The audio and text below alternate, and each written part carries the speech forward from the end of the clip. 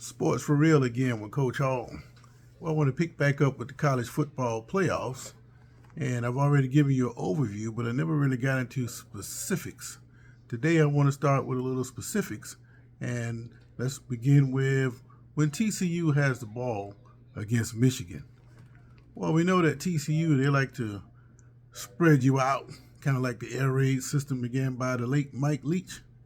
They're going to spread you out and look for openings, and then when they can't get the ball out, quarterback, you may have to take off and run.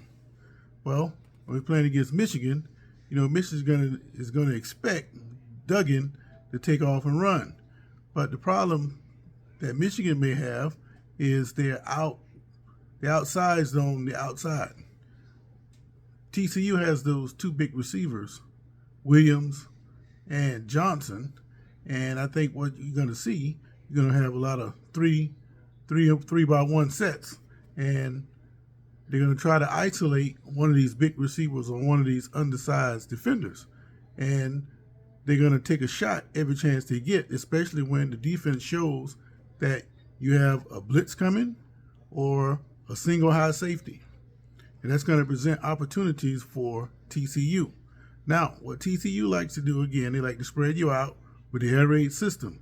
But when they start to get closer to the goal line, they will run some power sets. So it's not all spread offense.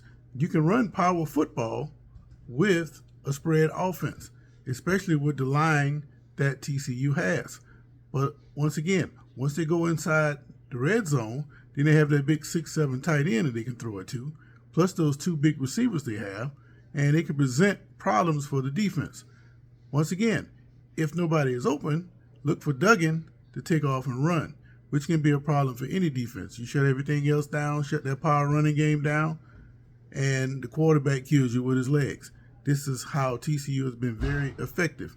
Now, one thing TCU cannot do, they cannot get off schedule. They have to stay on schedule and keep getting those first downs, keep that offense on the field, and not find themselves in a position where they're falling behind by a couple of scores, because that can be problematic.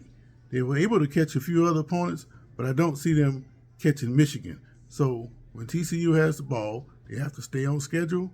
They have to take those big shots to their receivers. They have to hit some of those things. And one thing they really cannot do is fall behind. Now, on the flip side, Michigan, they're going to have to try to change the coverages up a little bit, and they're going to try to put some pressure on Duggan. But when they rush Duggan, they're going to have to be disciplined to do that. Otherwise, he may escape. So if you have a perfect defense call and the quarterback escapes, then it shoots your whole plan. Think USC and Texas when Vince Young was able to escape and get all those yards running. It makes a big difference. So Michigan, they're going to try to put pressure on him. They're going to try to confuse Duggan. But Duggan's going to try to combat that by isolating those big receivers one-on-one and take a few shots every now and then. But it's going to come down to TCU staying on schedule.